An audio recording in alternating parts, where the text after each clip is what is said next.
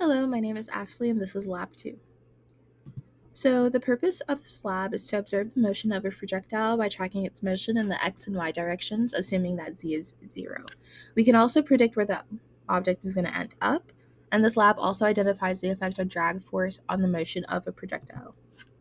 So, the principles that we mainly use in this lab are Newton's second law and the drag force formula, which I'll explain now. So, the drag force formula is F equals negative b times the magnitude of the velocity squared times the unit vector.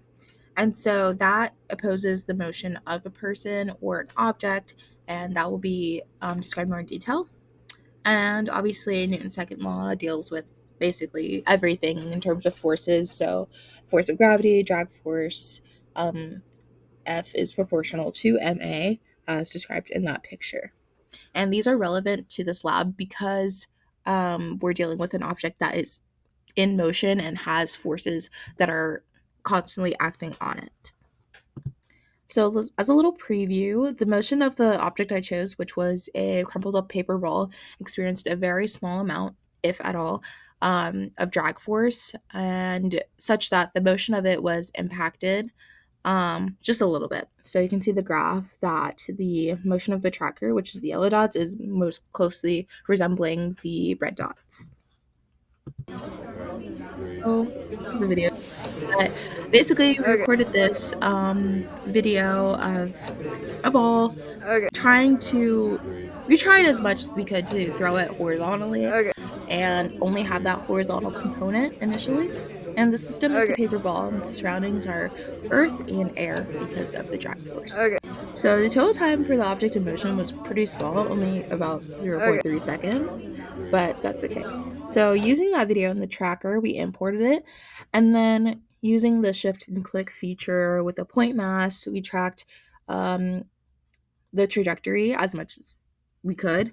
And so at different time intervals. Then the tracker made various graphs, x versus time, y versus time, vx, vy, and x versus y, which is the trajectory graph that is the most important.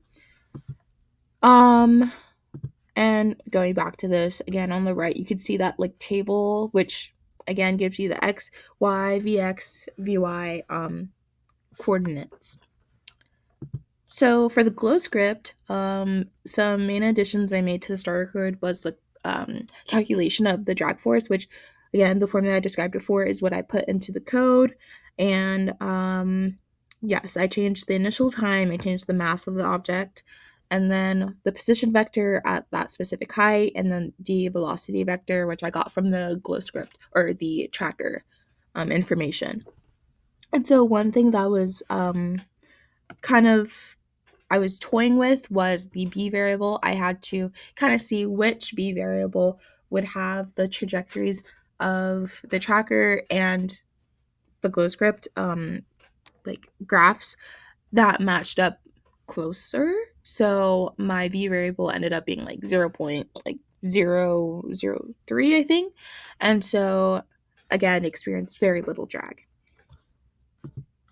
And so, kind of just analyzing the data that we got, the picture above shows the trajectory of the ball as predicted by the GlowScript code with drag. And then the graph below plots all three different trajectories. And so, as you can see, the actual trajectory is closer to that of no drag. There's still some deviation, though. And you can see that some dots go below 0, but we just won't count those because, again, it was GlowScript code. So, again, some error. Let's talk about human error first. When recording the video, it's possible that the camera moving could have messed up with the axes and like the initial height and stuff and the calibration process. So, it could have recorded the ball as starting at a higher height than the actual. And then GlowScript constraints, since we had to obtain the B variable experimentally, it's possible that it's just not as accurate.